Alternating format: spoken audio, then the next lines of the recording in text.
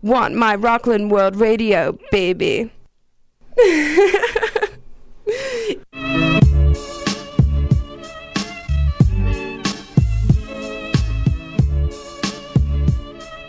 I'm independent. You know it.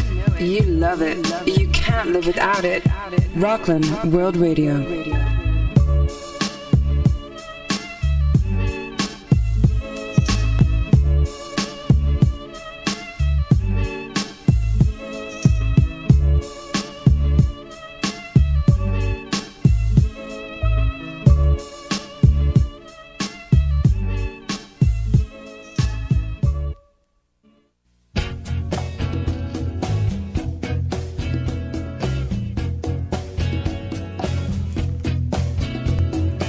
Welcome to Phyllis's Groove, heard on Rockland World Radio every Wednesday afternoon at 1 p.m. Eastern Standard Time.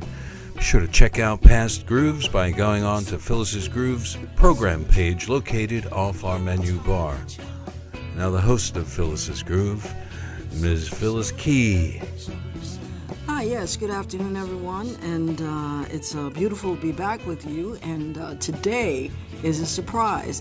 And we're going to have Sam Waymon, composer, jazz artist. He's been around for a very long time and has been in some films. And, you know, this is my very first experience doing an interview with anyone. So, you know, I'm going to do the best I can. And since Sam has been a very good friend for a few years of mine, and we've worked together, and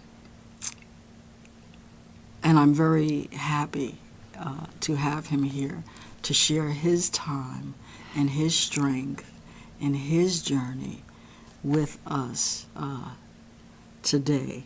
So we're going to start out with Sam, you know, I did some work, and it's very difficult to find your music. So if anyone has your albums, they're very fortunate to have them. Oh, I guess that's a good thing, too, one way. I mean, it's great to know that people are trying to get the music, but the music should be out there a lot more accessible than what it is. But it's rare music, I like to say. So that's probably why. Things that are rare and unique sometimes are difficult to find. Yes, they are. Yes, they are. I know was Magic Man your very first album, or did you have something before that? But Magic Man was my first successful album. It was recorded on first it was my own label, and then picked up by Virgin and called Magic Man. It was the album actually that put me sort of, as they say, on the map, because it was released in Europe. It was not released in the United States. Oh, I didn't know that. No, it was released in Europe, and that's how I did my first European tour with my band based on that album. It was an honor, and it was great. It was very satisfying. But I had also wanted it to be released here in the States. You can find it here in the States. Okay. Yeah, you can find it on, where is it? YouTube. Yes. Well, I was able, Amazon. Amazon.com, yes. You can find it on yes. Amazon? Mm-hmm. Okay, I know on, like YouTube, I practically live on YouTube. Yes. And I got to tell you, one of the two songs that I could find there, just by you, and that was Circus, is the group Circus. That's on your Magic Man album, right? Yes. And I actually love that too. Oh, yes, Circus is really quite an unusual song. I remember, now that was the first song that was released as a single from the album. Mm-hmm. Actually, it was the B-side. Ooh. The A-side was Chico, the Latin song. It's called Chico. Chico. Okay, that was the, back in the day they called it the A-side. Right. And that was the one that was released in the PR firms and the press. Everything was slated for Chico to be the A-side. But as life would have it, European tastes are quite different than American taste. Right. And they said no. They flipped it over. It became a two-sided hit, actually, but I found out that they loved Circus. So circus was the one that kind of catapulted me out there. I kind of rode that white horse for a while. And that's what got me to Europe, and that was unusual, but that was satisfying. That really surprised me. But European, because European tastes are so different, it varies. And you have so many different countries: France, Germany, Europe, and London, and so forth. Right. Well, I got a surprise for you. You do? Okay. Yeah. So, okay. Everyone, at the moment, we're going to listen to the groove Circus. Oh my goodness. By Sam Waymon, and it's off of his Magic Man album. Was that released in 1987? Yes, it was. That was released in 1987. So, oh my goodness. We're going to sit back and we're going to listen to Circus, and it is one of my favorite grooves. And by the way, he did mention that was the B-side of Chico. And I tried to find Chico, but I couldn't find it, so I couldn't hear it. So at some point... Well, Chico's on the album? It's on the album, but YouTube didn't... I couldn't find that there, so maybe one day... Sam, of course, has the vinyl, so, maybe everybody out there, somehow, some way, will get a way to be able to hear that. But without any further ado, and then we'll come back, we're going to listen to Circus. Okay.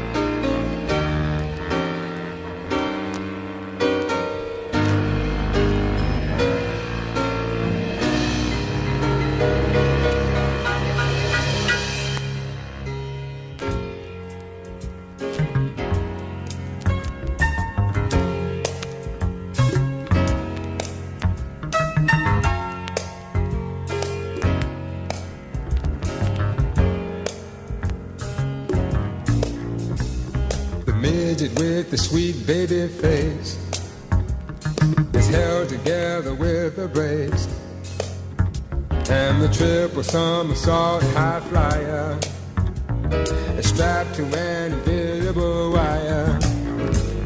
Although my heart is an assassin, I'm just sitting here, time is a passing, and if you can't see it all, the face is all you see. Oh yes now, and if you can't see it all, the face is all you see.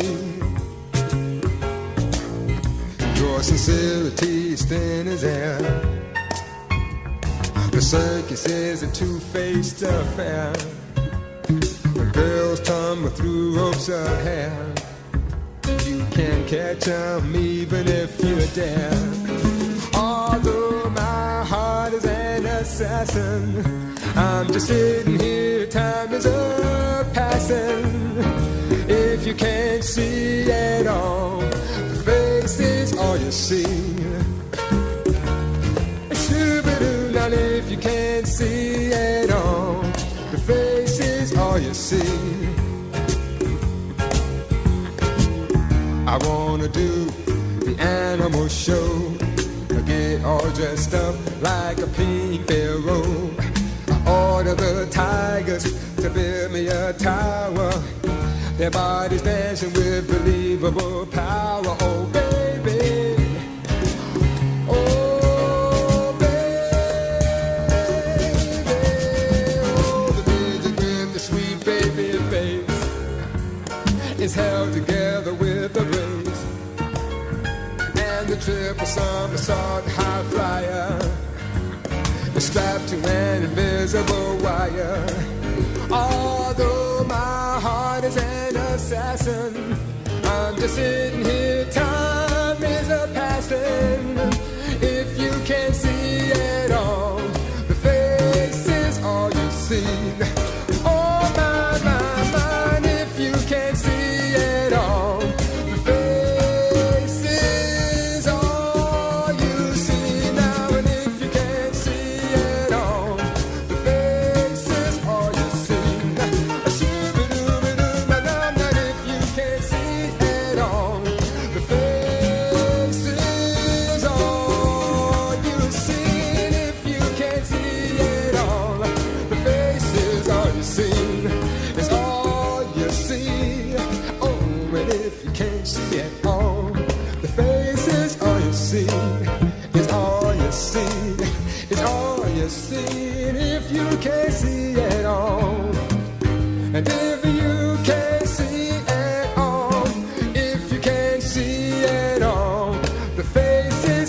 see, I got to keep on saying. And if you can't see at all, the face is all you see. Hey, a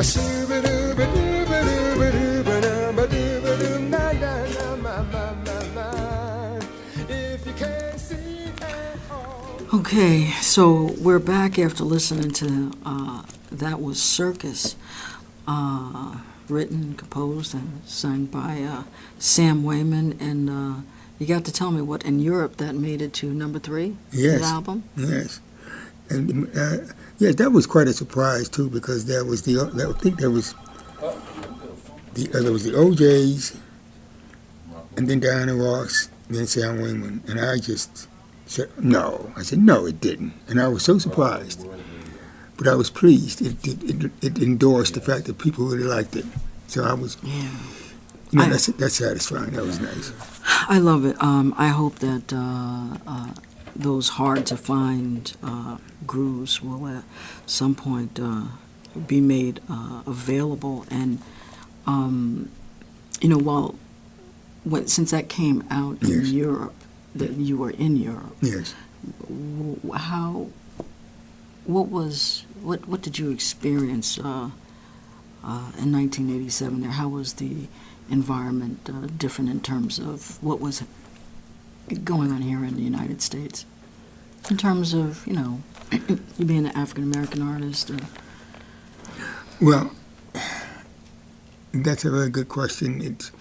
At the time I was on tour with my band, but I was also working with Nina Simone at the time as well. So there was a compilation of two energies going. And Nina Simone is? I know who she is, but I want to hear you say. That's my sister. Okay. But what I was saying was that I was on tour with the Magic Man album separate from her. Right. So I had the intensity of having to deal with two different kinds of situations going on at the same time. That answers your question in several ways, because we're dealing with civil rights, we're dealing with issues, we're dealing with messages.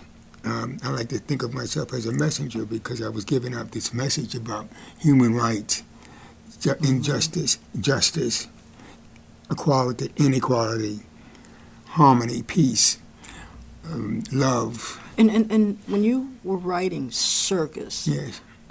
because when I listened to that, it put to mind for me in 1987 in terms of the masks that we wear. Well, that was not Circus wasn't a direct, should I say, result of the times. It wasn't meant to be a reflection of the times. Okay. It was, as you know, the words speaks of, if you can't see it all, the face is all you see. That's right. And that had nothing to do with history or historical elements at all. It's just to do with the actual element of life, of what you see or don't see, because people don't really see you. And then all they do see is your face. Because if you can't see it all, the face is all you see. But, the inside of a person, people hardly ever see. Correct. And if you make it available to them to see, they still don't see it, some of them. It's like looking at the forest you can't see the forest for the trees, as that saying goes. Correct. Even in the world of honesty, when it comes to love and relationships, it's hard for people to show themselves. Therefore, the opposite, or your partner, will not see what you don't show them. Correct. So the only thing they see will be your face. Right. And that's one dichotomy. It's a paradox. Your favorite word. Yes, it is. Yes. It's definitely one of my favorite words. Yes.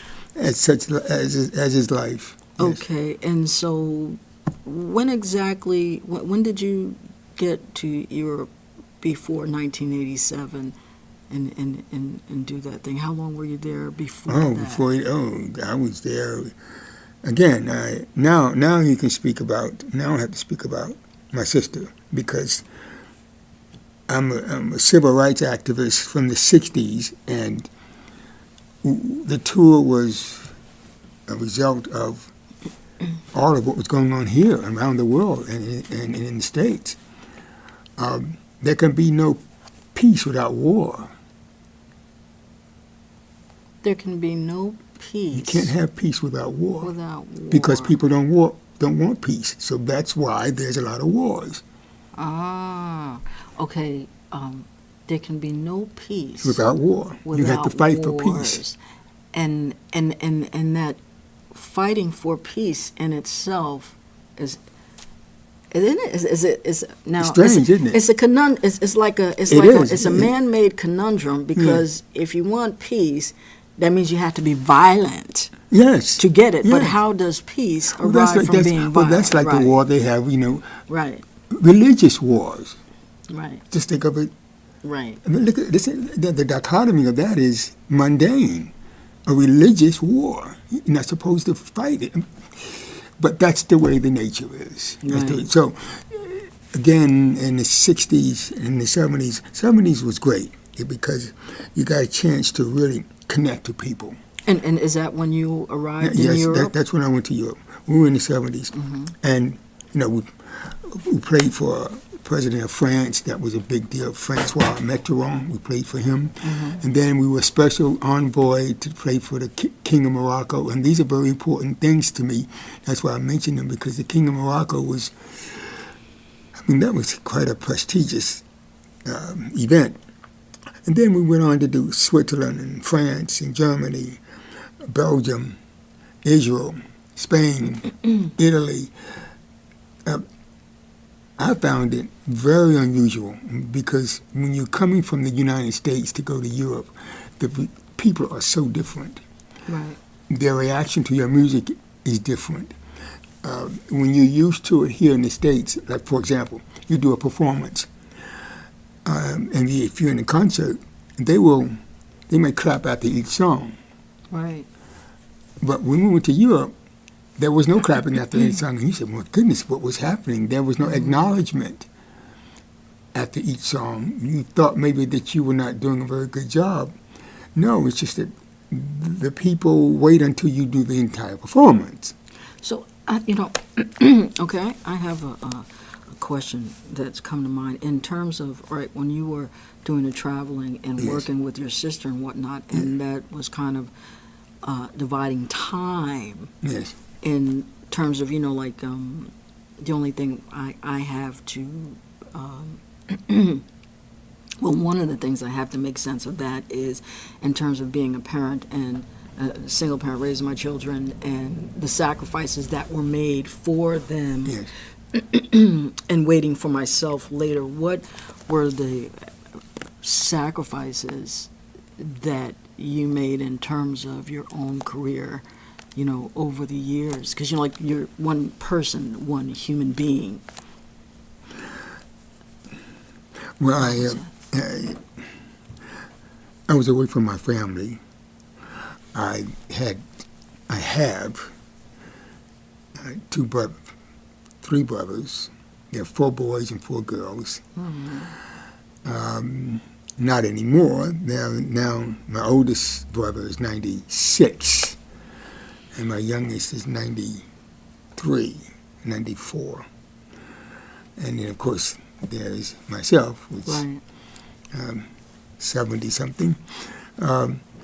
So I had to be away from them for a while, and I had to be away from my mother for a while. She died in the 80s.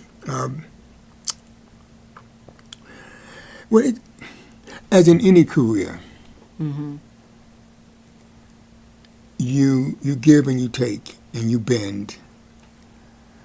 You don't necessarily break, but you bend. Yes. You know what I'm saying? Yes. And that flexibility, as my mother would say, the tree that is the strongest is the one that's planted by the banks of the river.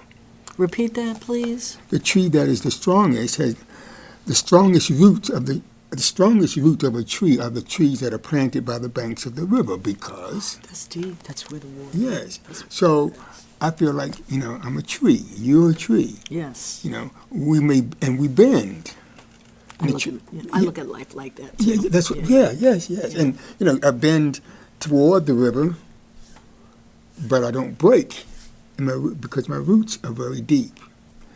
And the roots are absorbing the water that's underneath the water table. So it's it all works out. I was able.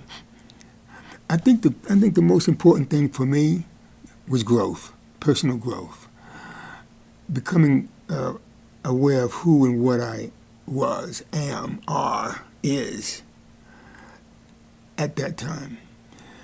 And remember, it was a turbulent time. It was the 70s. It was coming right off the heels of the 60s. So, having all the marching and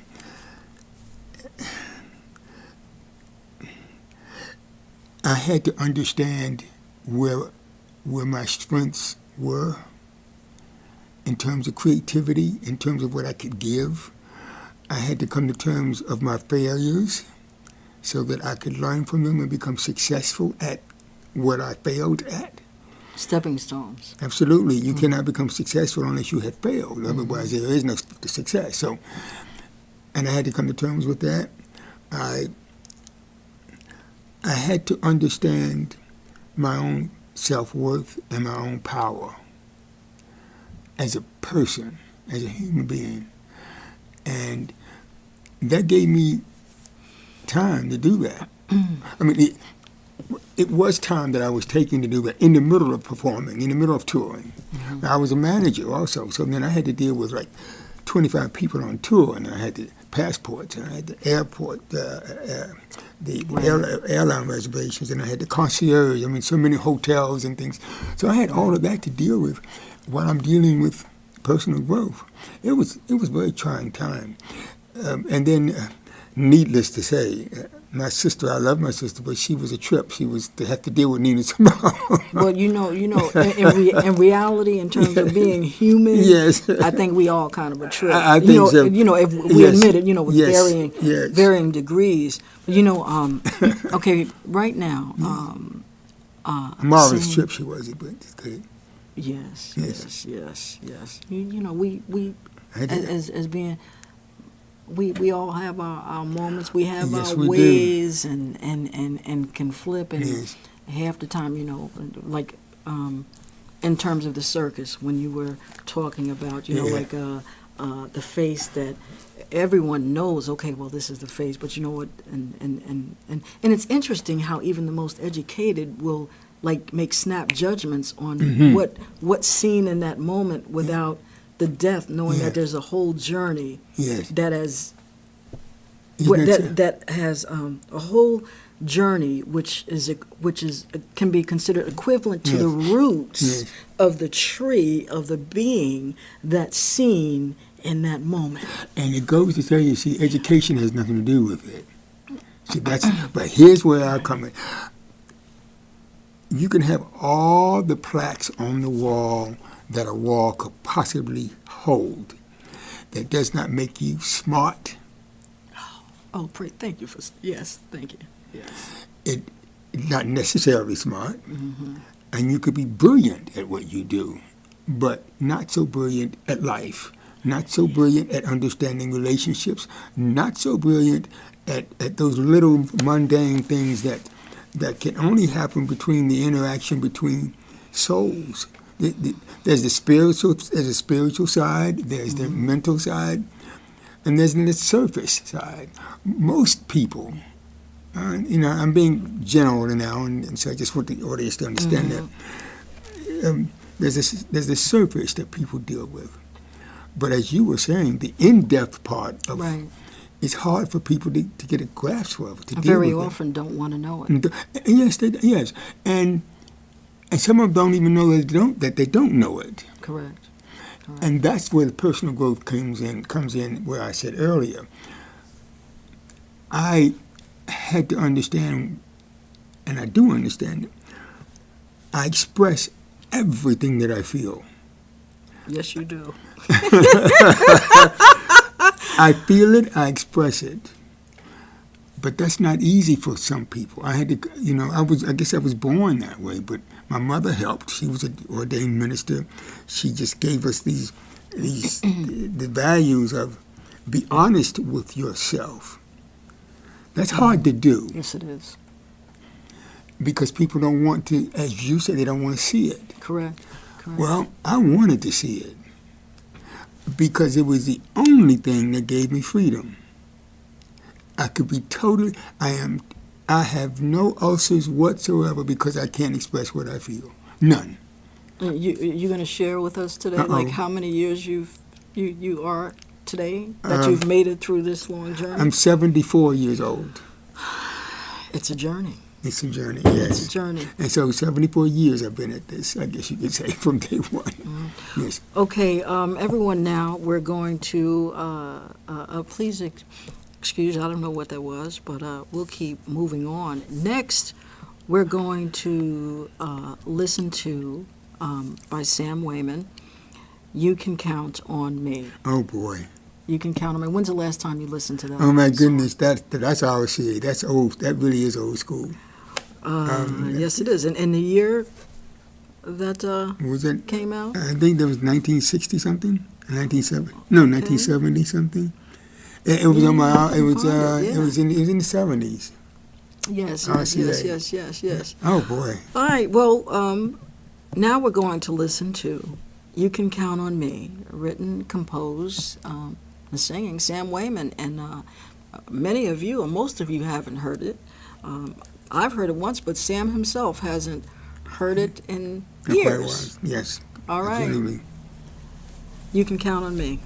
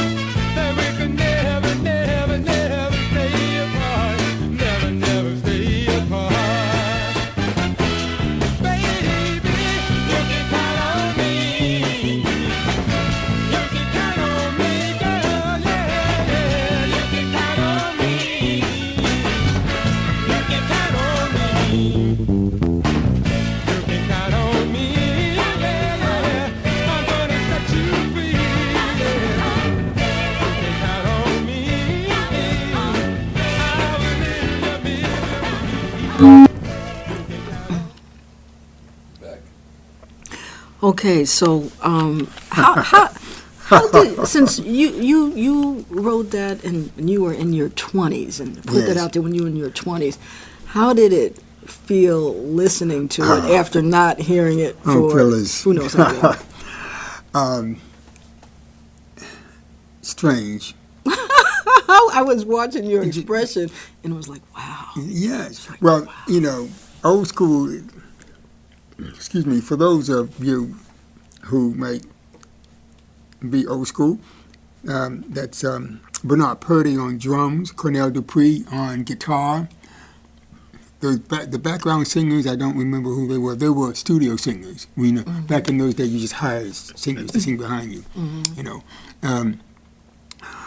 and I forgot who it was. Who else was on bass? I don't remember.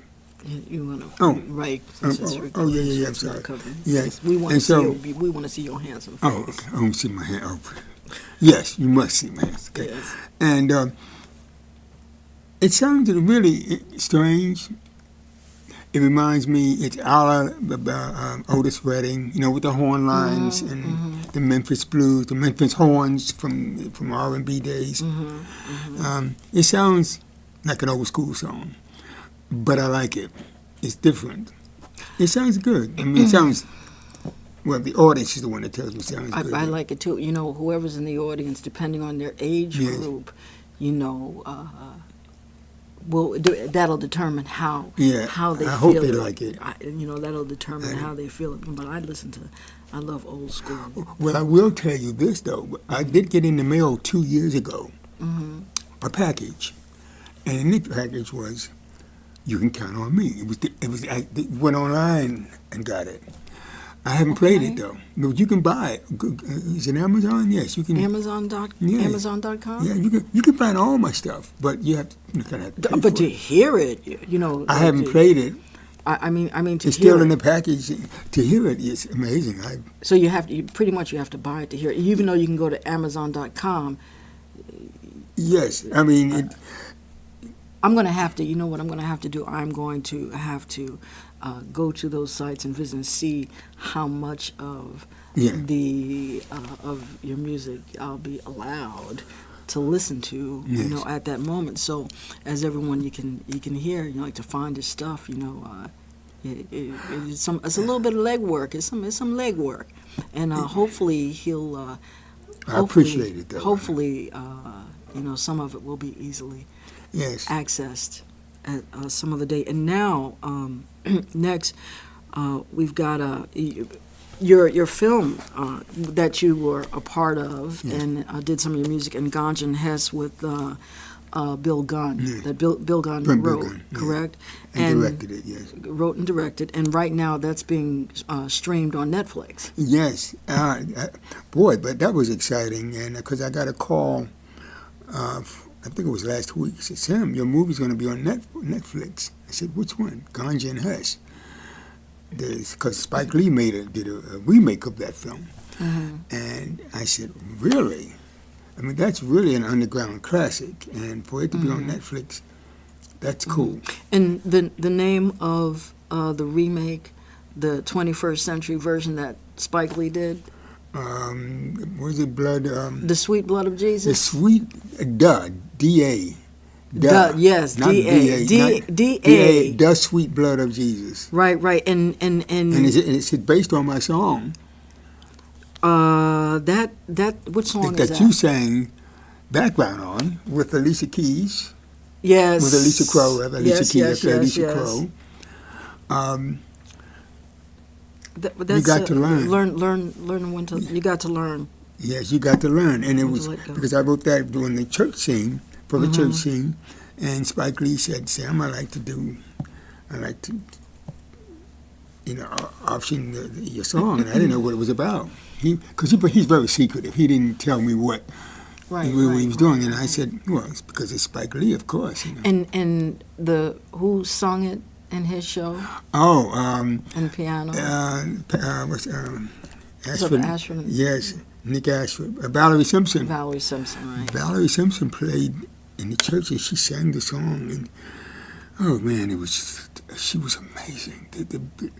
I was there with you. You were on set, right? It was really something to see. And of course, they imported this young brother from New Orleans to play the Hammond B3 organ, so that was church organ. But it was terrific. You know, so right now, as I got it, we've got a little bit of You've Got to Learn, actually from the film. Do you? Ganja and Hess. And you know what? We're going to listen to that right now. And this is You've Got to Learn. You got to learn when to let go? Yes, you got to learn to let it go. You got to know when it's over. Okay, and right now You're kidding. we're gonna take a moment and we're gonna listen to that, and I hope you enjoy.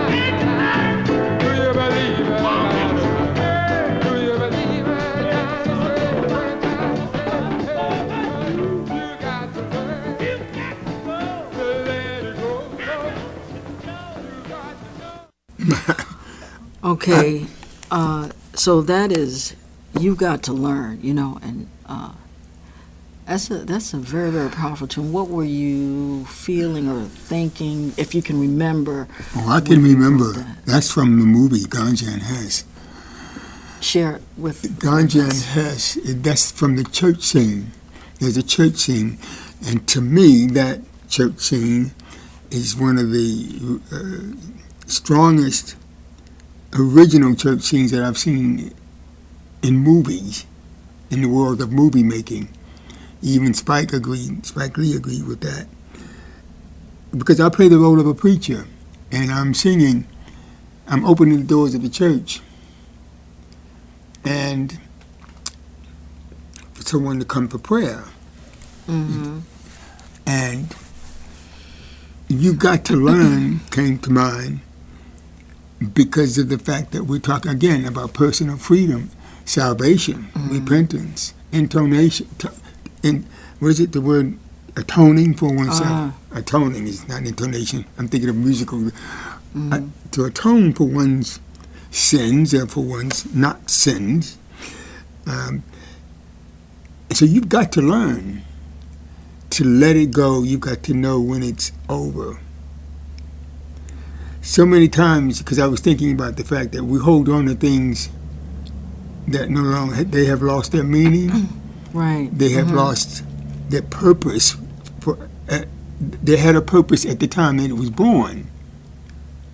But then it changes. Your life changes, and so certain things that you held on to previously do not mean the same now as you live and get older and wiser. And that's what I said. Let it go. That made me, because we sit and we communicate, and I know I be getting on your nerves sometimes. Vice versa, I'm sure I get on yours too. But we just being human. There goes again about expressing what one feels. Remember I said yes. Mm-hmm. And with that, in terms of you've got to learn and when to let go, and you expressed how how things where it's time to move on. Yes. And when I think of that, and I consider the global environment, it's almost like, for me, millions haven't learned to let go of that which is before, Mm-hmm. because that which was before continues to, I'll use the word, be indoctrinated, or certain things of the past, so that certain things that it would be nice if they didn't repeat themselves, Mm-hmm. but continue to repeat themselves, like the racism and all these other kinds of things. So it's kind of like you got to learn when to let go, and so many of those things humanity, for the most part, hasn't let go. Absolutely. And don't you find that that's because to a lot of people, it's very safe. It's a safe zone. It's safe to stay in the past. But that's it. But if it maybe it seems safe, is it not in these days and time, revealing that it's really an illusion? Of course. But that's what I'm saying. Mm-hmm. It may be an illusion, but it's still safe. It's a safe illusion. See, that's what the whole point is. Remember, I think of things in terms of courage. Mm-hmm. You have to have courage and strength to move forward. Yes. You have to have courage, and you have to have a great deal of insight. You have to have undying principles. You have to have a strong,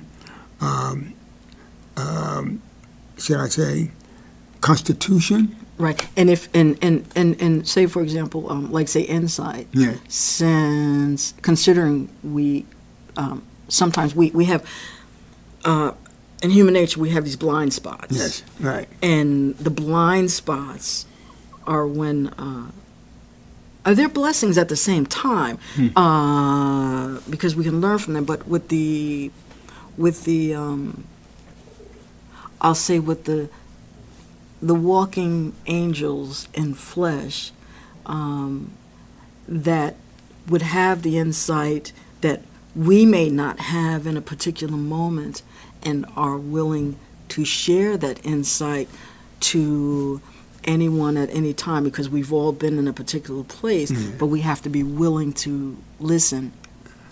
We have to be willing to be open to it and be quiet and listen. Oh, so beautifully said. I agree. To be quiet and listen, and that takes a lot. It does. 'Cause I know a lot of times I want to keep talking, but you know what? If someone gets to a place, it's like, okay, I'll be quiet. Yeah, right.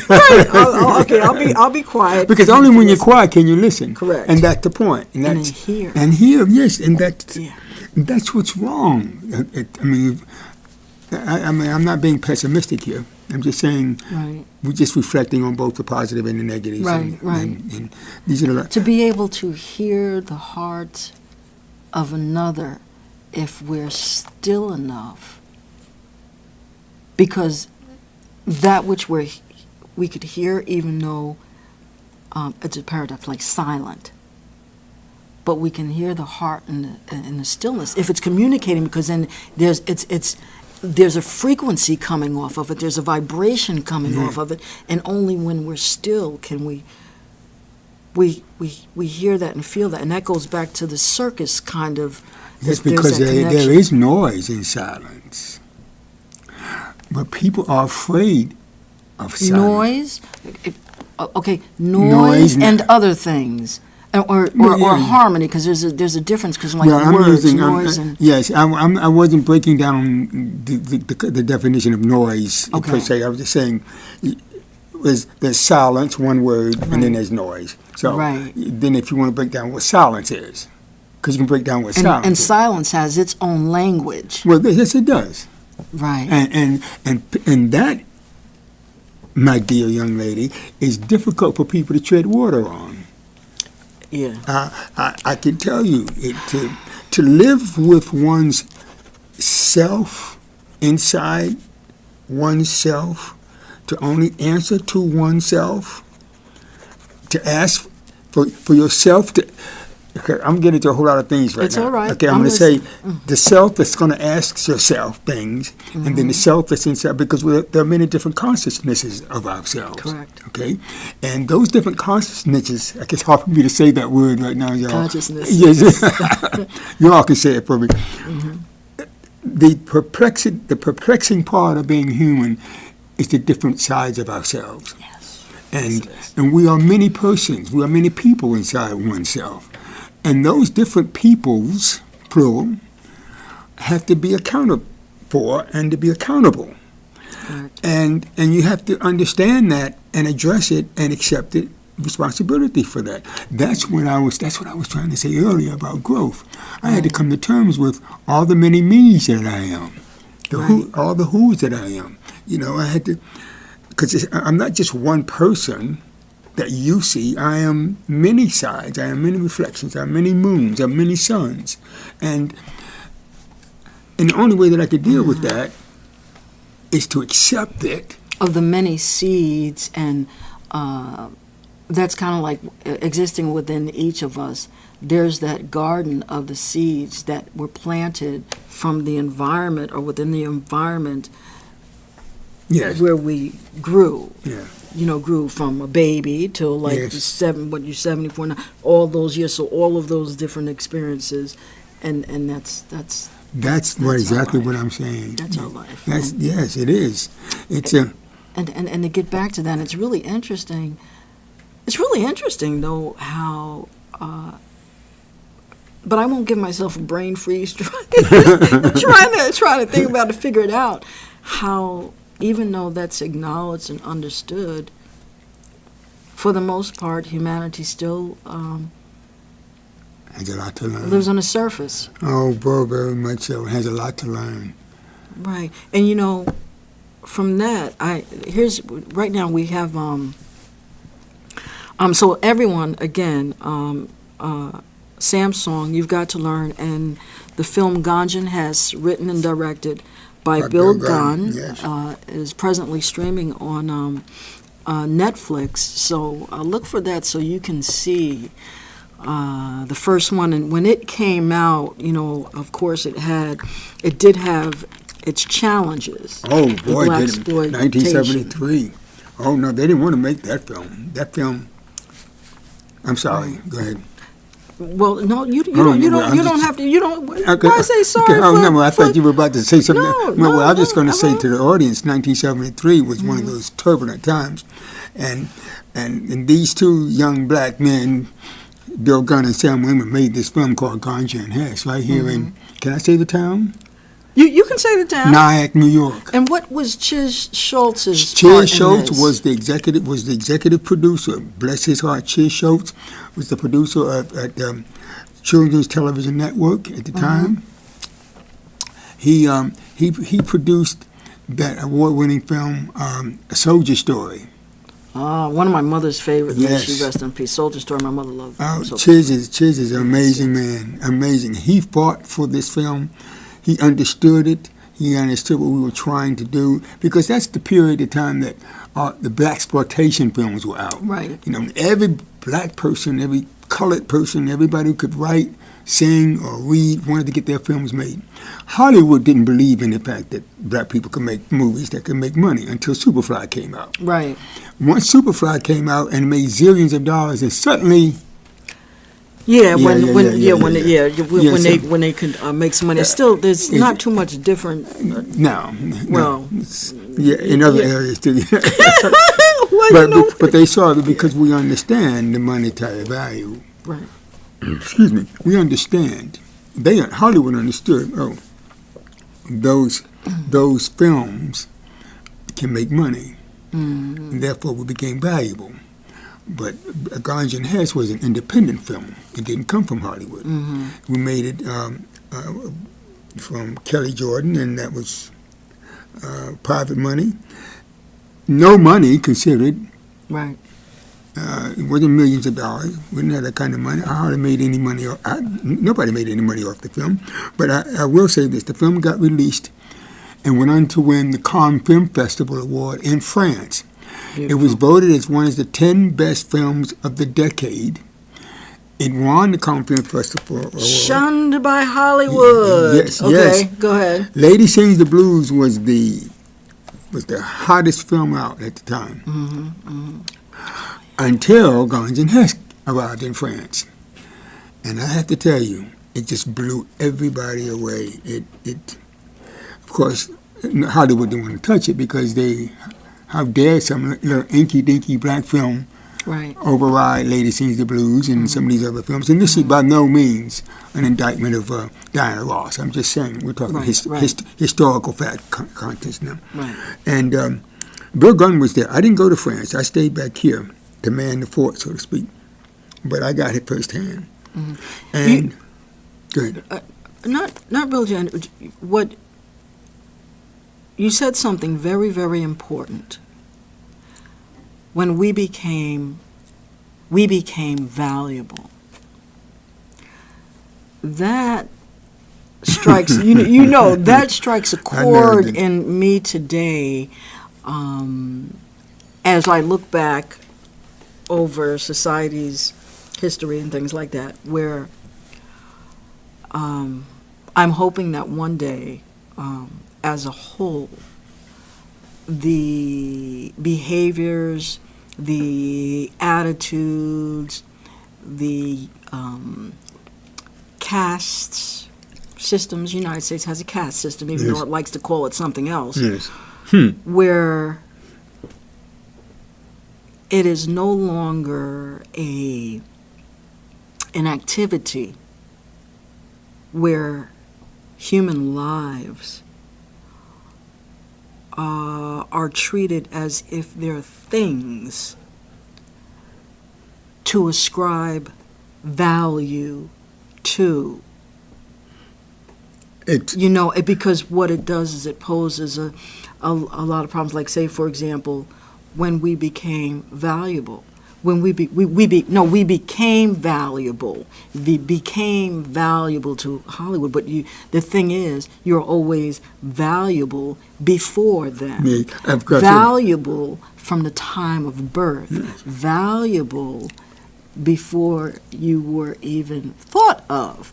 In terms of your mom. So I'm very happy that you said that. Well, and that goes to show you that once Hollywood acknowledged that we were valuable. We were always valuable, as you said. Correct. The acknowledgement that we were valuable then finally supposedly gave us some respectability, you see. But that's where racism comes in. But this is the way it's been historically since the beginning of history, as far as I know. Well, and to me that goes back to your groove. You've got to learn. You've got to learn. So we have years and years. We have thousands of years that have gone by, and technologically we've leaps bound. We've done leaps and bounds, but in terms of societal dynamics, seem kind of stuck. Yeah. There's a whole lot to learn. Okay, so right now, we're going to listen to you live. It's well, not listening, not live, because you're gonna sit here right with me, and y'all, we're gonna go to Sam Waymon singing, and it's a tribute, and you'll hear him saying in his own words, "Just like a woman." Oh. Okay. Yes, he's gonna speak on that, and so Sam Waymon, "Just Like a Woman."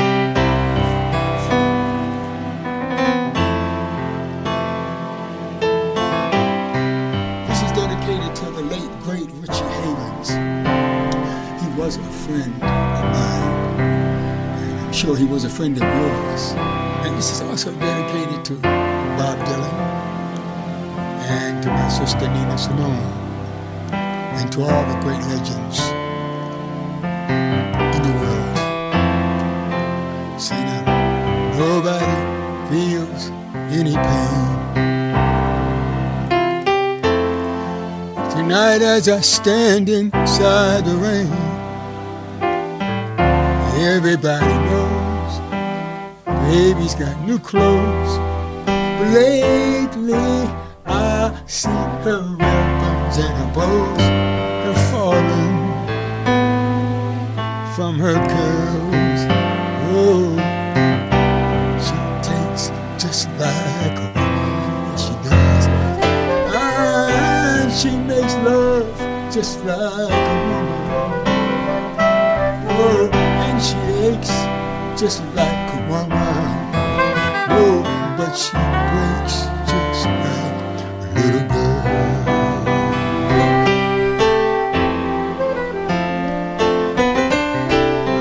Queen Mary, she's my friend.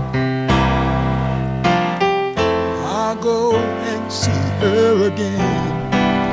Oh, but nobody has to guess that baby can be blessed until she finally sees she's like all the rest with her fog, her amphetamines, and her pearls.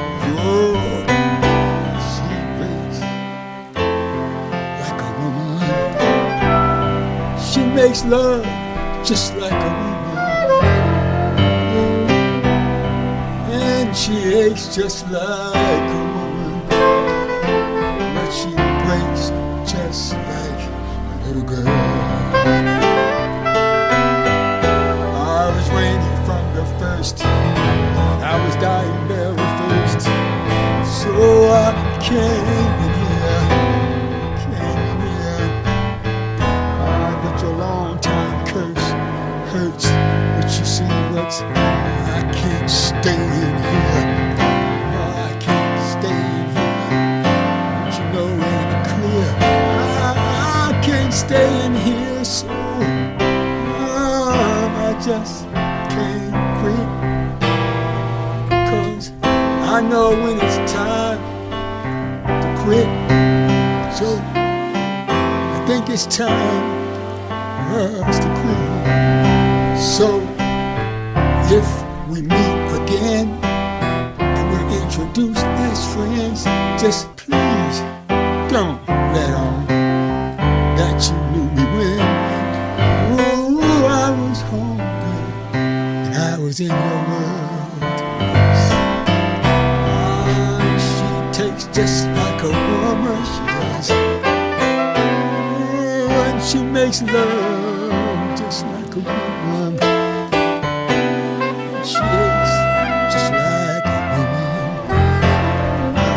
She breaks just like a little girl. Oh, she breaks just like a little girl. Just like a woman. Ooh, and she breaks just like a woman. She aches just like a woman. She breaks just like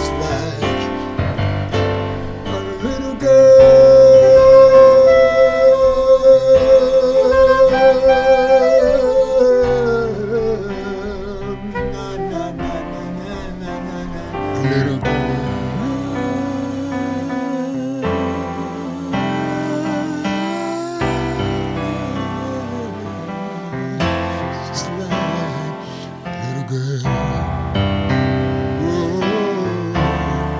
just like a little girl. Yes, she does. Okay, you know, I love that, and as a matter of fact, I remember I was actually sitting right here in Nyack Village Theater while you were recording that with Jeff L. Lieberman and just something, one of the things, while working on Nina's, The Amazing Nina Simone, written and directed by Jeff Lieberman. Yeah. And, and we're going to get back to you. Okay. All right. I love that, and I enjoyed while I was sitting here listening, and I'm glad that it was on YouTube for me to find, and that was your dedication, remembrance of Richie Havens and your sister and a few other people, and that was Colin Pohl on the sax. Yes. Right here, and like right here we have there was an album that came out in 1993 by Sam Waymon and LaRonald Walker. The title of that album was Mood Swing. In 2016, he was asked by whom to do the music on Hellbound Train. Library of Congress. Library of Congress. Right, and that soundtrack is that's based on a 1968 film. Yes. No. Actually, 1933. Correct. I don't know where my mind went. This is a silent film. Yes, I don't know where my mind, because I Yes. was sitting in the audience Yes. while that was being done. Right, Jeff right. Lorber, who produced Hellbound Train, at the request of the Library of Congress, what happened was Hellbound Train is one of a trilogy of films. Right. It's a silent film shot by black folks back in 1931, 32, and 33. As were a lot of silent films that were shot in the basements and storefront stores and ballrooms and barbershops. Some of them have become lost, abandoned. Hellbound Train was found in, I forgot the couple's names. Forgive me, I don't have all the history in front of me right now. It's all right. You know what? Anyone, for further information on that, you can check on YouTube, Hellbound Train, and as Brother Samuel Waymon here just said, that was a silent film. Yes. 1938. 33. 1933. Yes. And you'll see some information on there. And Yeah. what's the brother's name? Can you remember that? Put it back together again. Jeff Lorber. Jeff Lorber. Yes. Jeff Lorber Productions. And how did it feel to be approached by the Library of Congress to do the scores? It was interesting because I was brought up on silent films in the fact that I've seen them, Right. but never in my wildest dream would I have thought that I would be asked to write the music to it. Jeff Lorber said they had thought about who would write the music to these films, and I'm proud to say that they said, well, they could only think of one composer who could do it, and that was Sam Waymon, because Jeff Lorber also put out the soundtrack, the film Ganja and Hess on DVD. Okay, beautiful. See? So he was familiar with my music and my style, and he asked me, would you be willing to write the music to these 3 silent films? So everyone, check that out, because that's just last year. So, by no means at all is Brother Samuel Waymon, just... he's been very, very busy, and working through challenges and staying out there. I'm very grateful and blessed that he's still with us today. And so Me too. we want to move on before we run out of any more time. Okay. So there was that Hellbound Train, the soundtrack. Yes. Based on the silent film, and you can check that out. And then there was I Love You, You Can Count on Me. Those were singles that came out on RCA, right? Yes. And 1969, it bees that way sometimes. It bees that way. 1969, Yes. you and Nina Recorded that. Mongo Santa Maria Okay. recorded it. Nina Simone recorded it. I recorded it. And then Montego Joe, another percussionist, recorded it. Montego Joe. And Hey Love and Yeah. Lonely for My Baby, those were also singles that Yeah, came out man. on RCA. Yes. I You have done I want to hear them. You have done your homework. Yes, I haven't. I want to hear them, and I'm sure that I'll get the opportunity to do that. But okay, right now, we're going to mention you have there's an event that's coming up this weekend on the 7th. Yes, it is. It's called Full Moon Party. It'll be a fundraiser at a place called ROCA, R-O-C-A, Rockland Community Arts Center in Central Nyack. And I'd just like to mention to the audience that you are also part of that because you'll be performing, ladies and gentlemen in the audience. Phyllis is an amazing singer in her own right, and she will be performing with me at this fundraiser. It's going to be October the 7th. At 6:30, from 6:30 to 8 at ROCA, Rockland Community Arts Center. And just for you, let me say what it is. The 27 South Greenbush Road. 27 South Greenbush Road? South Greenbush Road, West Nyack, New York. And the phone number there is 845-358-0877. 845-358 0877. Yes. Okay, and that again, that is it's a fundraiser for ROCA, and that again is for the Rockland Center for the Arts. Yes. Right. Okay, next, one of the next song that we're going to listen to, it was composed. The composers are Brother Samuel Waymon right here and Brother LaRonald Walker. Yes. And it's on the soundtrack. The title of this group is "It's in Your Eyes." Yes. I mean, everyone out there, whoever's listening, I'm certain if you've heard it, you haven't heard it in a while. And it's on the soundtrack of the film Philadelphia, and everyone remembers Philadelphia and the performers in that was... And Denzel Washington and Tom Hanks. Yes, Denzel Washington and Tom Hanks, and they were that film was Academy Award for Best Original Screenplay, Golden Globe for Best Screenplay, MTV Movie Award, Best On-Screen Duo Plus Movie of the Year, BAFTA and Writers Guild, and the score. Yes, and the scores, and one of your scores is on that soundtrack. Yes, it's in your eyes, and I just the audience to know that the head of the title of the score was written by, of course, Bruce Springsteen. The title of the score was written by Bruce Springsteen? Mm-hmm. The song Philadelphia was written by Bruce Springsteen. That's okay. And so there's the Indigo Girls, Bruce Springsteen, and myself on the soundtrack. And it's In Your Eyes, written by myself. I wrote the music and part of the words, and Ronald Walker is the lyricist. It was nominated for Academy Award for Best Score. I'm honored to say.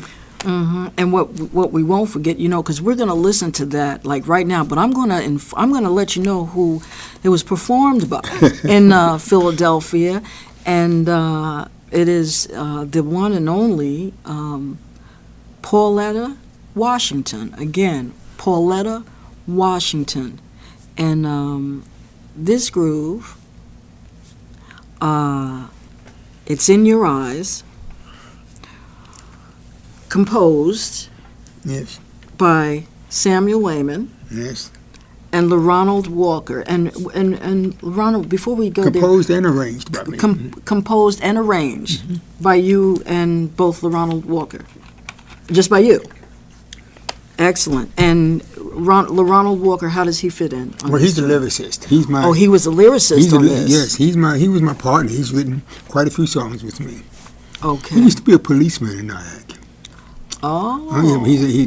He was a policeman for a long time, and he was a fabulous a policeman who was also an amazing composer and writer. Right. And quickly, do you know, is he still in the music business today? Yeah, yes, What he is. doing? But then he left Nyack and went on to become a policeman in Pomona. Okay. Okay, and then he just retired last year. Okay. Okay, but he's still doing a lot of music. Okay, without any further ado, we are going to listen to It's in Your Eyes, performed by Ms. Sister Pauletta Washington. The wife released of Denzel. The wife of Denzel, Denzel Washington. Washington's wife. See, I didn't Yes, know that. See, I don't know everything. No, well, the interesting thing was, it's the wife of the star of the film. That's right. So there you have it. The wife of the star of the film, one of the stars in the film, Right. Philadelphia, One of the stars, singing, performing Samuel Waymon and Ronald Walker's song, It's in Your Eyes. Yeah. So, to the film in Philadelphia, It's in Your Eyes. It's in your eyes,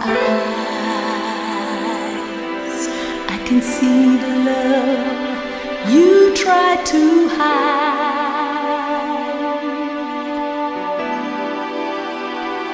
It's in your eyes, I can feel the hurt so deep inside.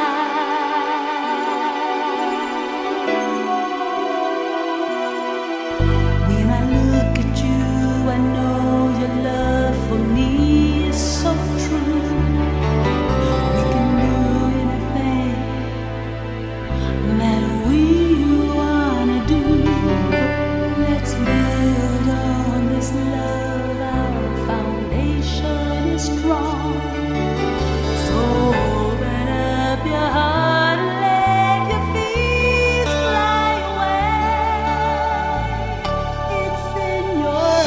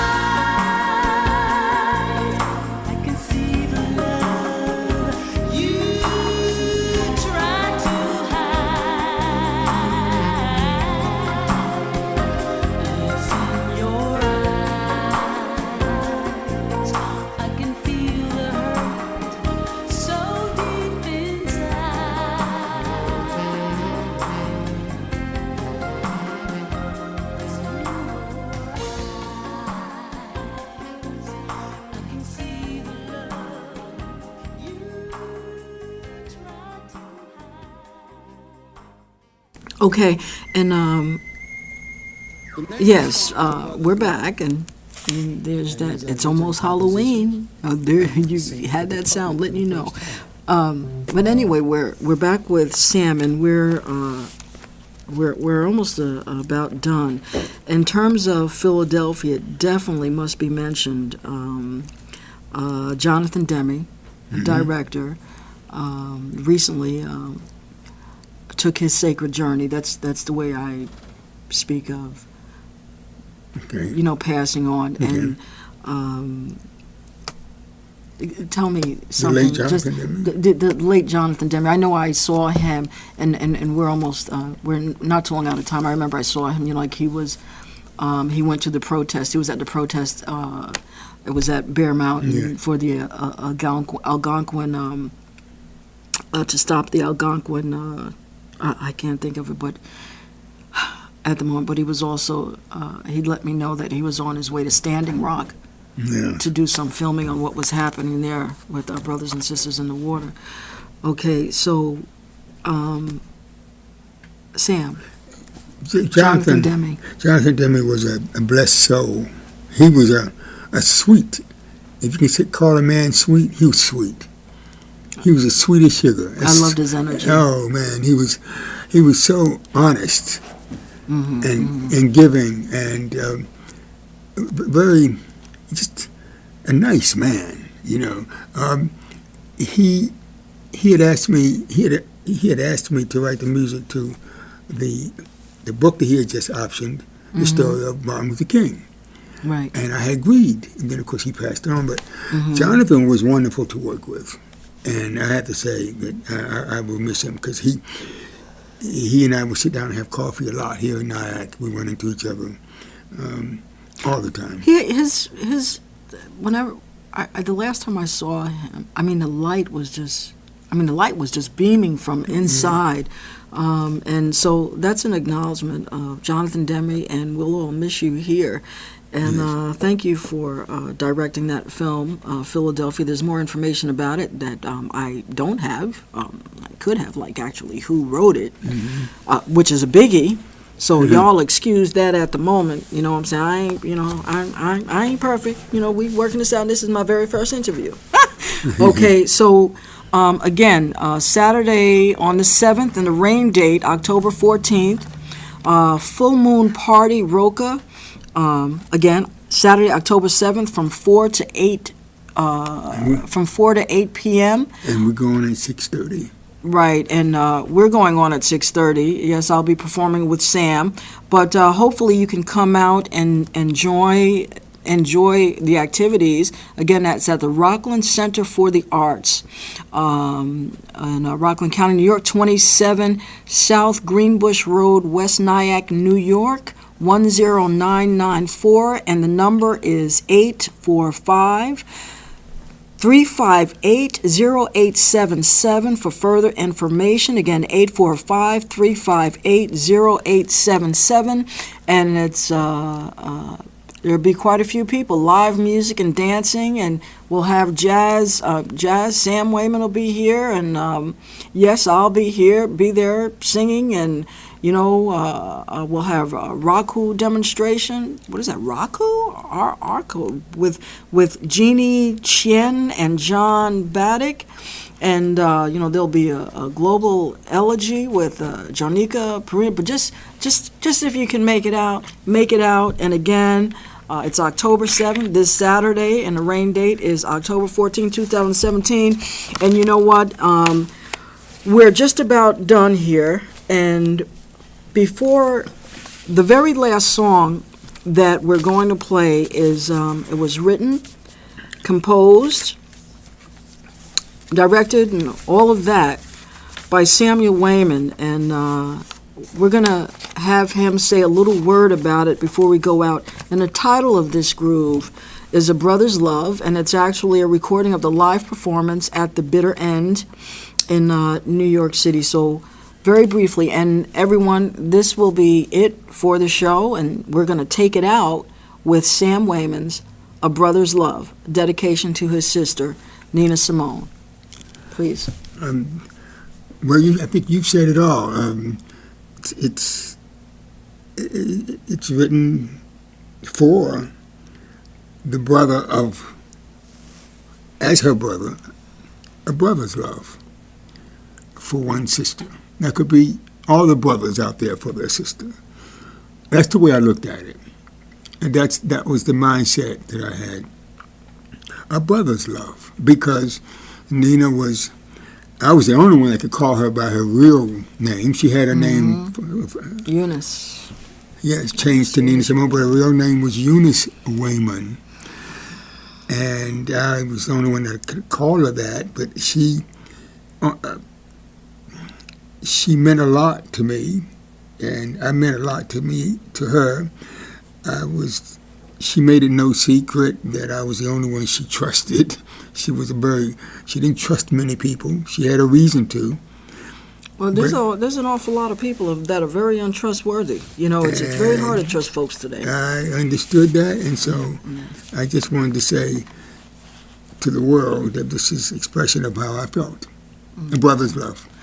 All right, everyone. So until next week, Phyllis's Groove, when Phyllis's Groove return, and I hope that you've enjoyed this afternoon's show, and it's my very first interviewing anybody, and we're going to take it out with A Brother's Love, written, composed, and everything by Sam Waymon, and it's a dedication to his sister, Nina Simone, a.k.a. Eunice Waymon.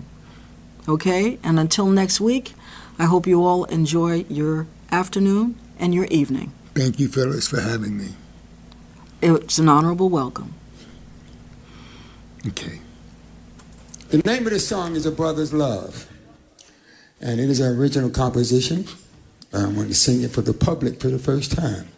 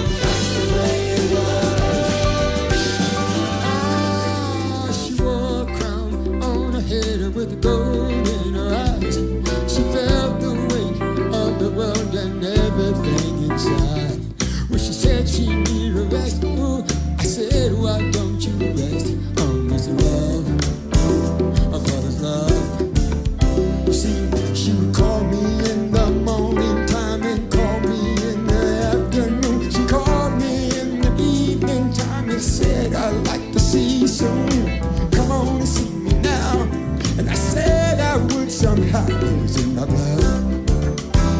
A brother's love. We fly high in the sky, land on the distant shore, and then we sat on the beach, talked about the way the world was before. Came along, sing her song, peace and happiness. It's good to have a family, leave a legacy. It's in the blood, a brother's love.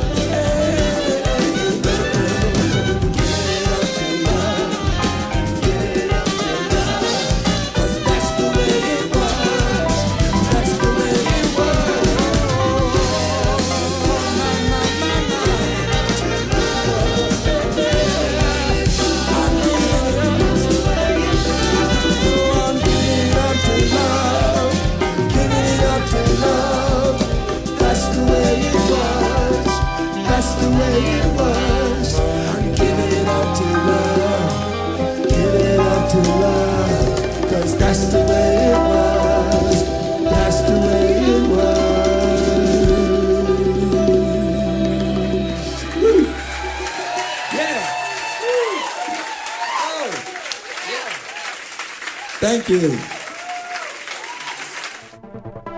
It's not just radio, it's Rockland World Radio. RocklandWorldRadio.com